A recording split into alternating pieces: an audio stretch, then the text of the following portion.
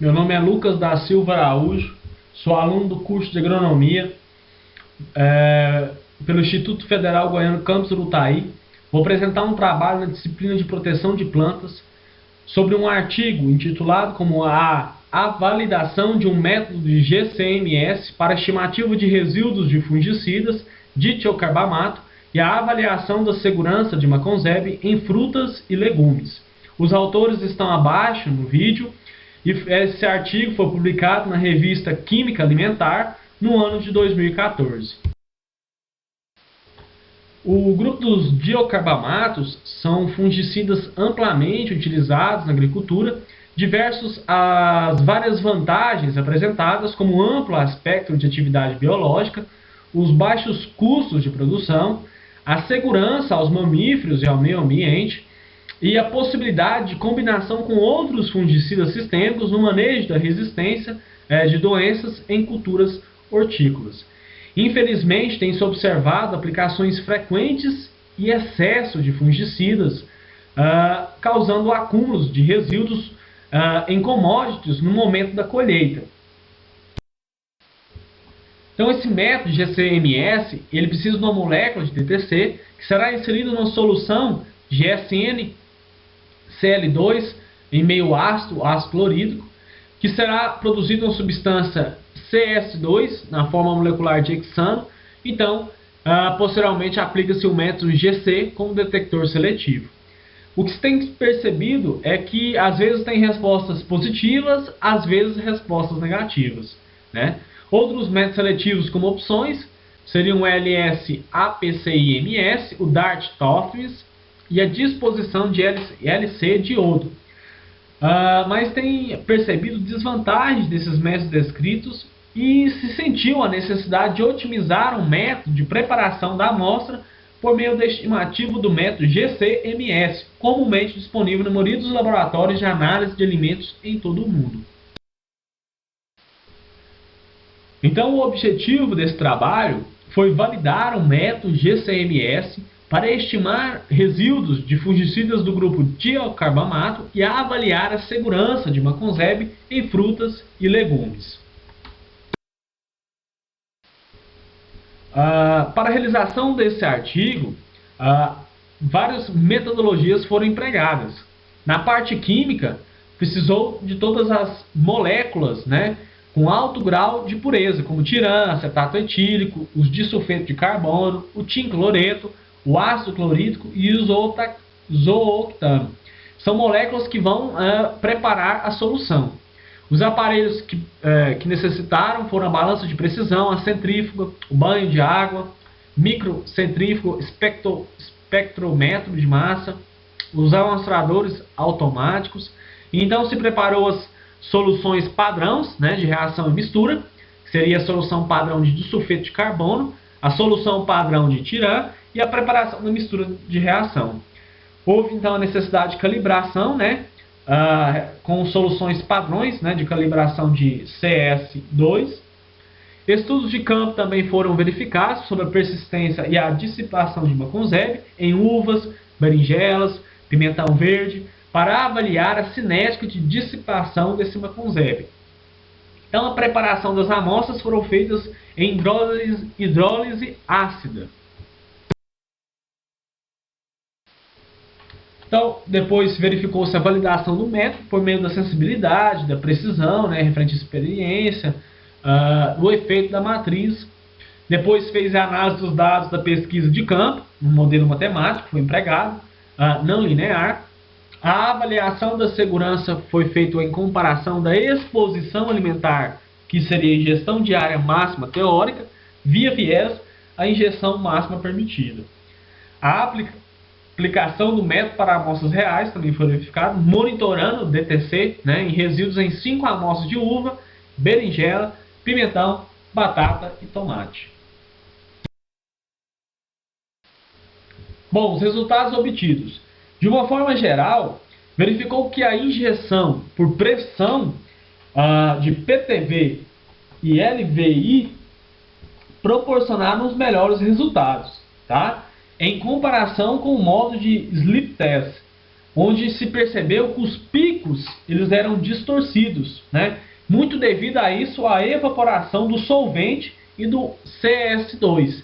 Então, esse método que vocês veem no vídeo, essa figura, ela mostra o efeito da pressão da injeção em forma de pico CS2. Então, se utilizou aqui a injeção PTV-LVI. Tá? Então, você percebe picos muito bem elaborados, né, para o entendimento. Então, o que variou foi as pressões. Percebam que foi de 50, 100, 150, 200, 250, 300, 350 e 400. Tá? Então, percebeu que conforme foi aumentando essa pressão, a relação SN foi diminuindo. Tá? Chegando aí a pressão de 400, houve o quê? O pico ele se dividiu. Tá? Então a gente consegue perceber essa relação.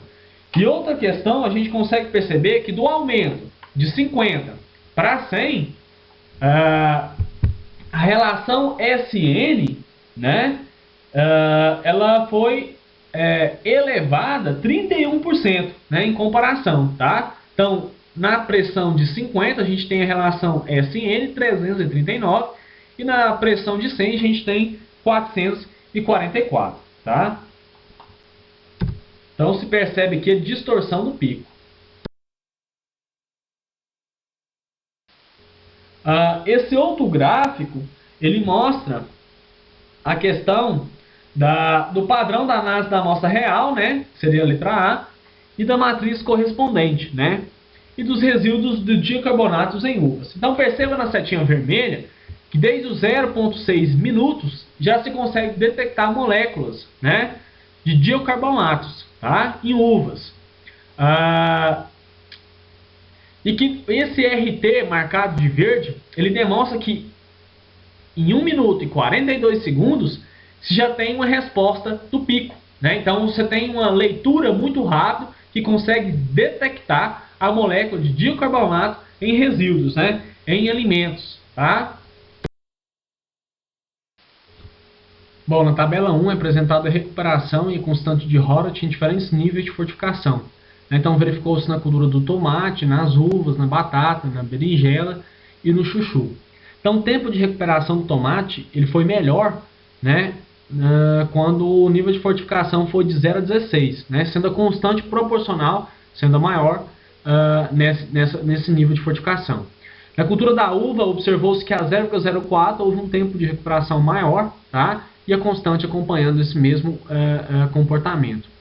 Na batata, o nível de fortificação 1.3 proporcionou o tempo de recuperação maior, né? E a constante também ela seguiu esse mesmo comportamento. Para a berinjela e para o chuchu, né, observou-se que a constante ela não foi a maior, né, nos maiores tempos de recuperação. Tá? No caso da berinjela, 0,16 o nível de fortificação e do chuchu a 1,3. Na tabela 2, a gente apresenta as médias de recuperação para as amostras artificialmente contaminadas em 3 matrizes diferentes, né, a 0,05 mg por quilo de alimento e os efeitos das matrizes. Tá?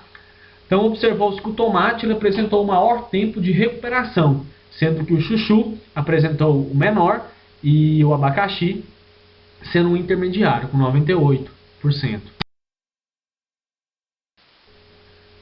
Aqui ela mostra a dissipação dos resíduos de maconzeb em berinjela, pimenta verde e uvas. Tá? Então a figura A, berinjela.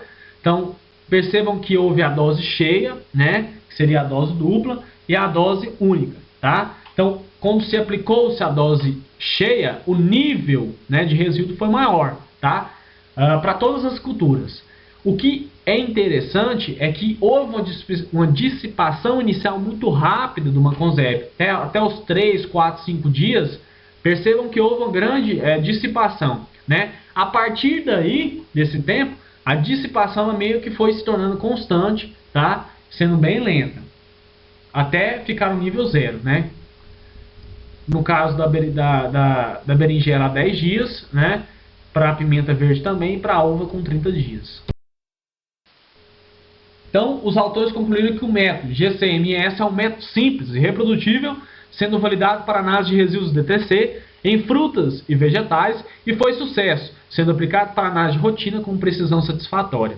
As informações do PHI foram geradas para a Maconzeb em uvas, berinjela e pimenta verde, cuja implementação na fazenda vai ajudar os agricultores a utilizar a Maconzeb de forma criteriosa, para garantir uma dissipação de seus resíduos abaixo dos limites máximos de resíduos de colheita.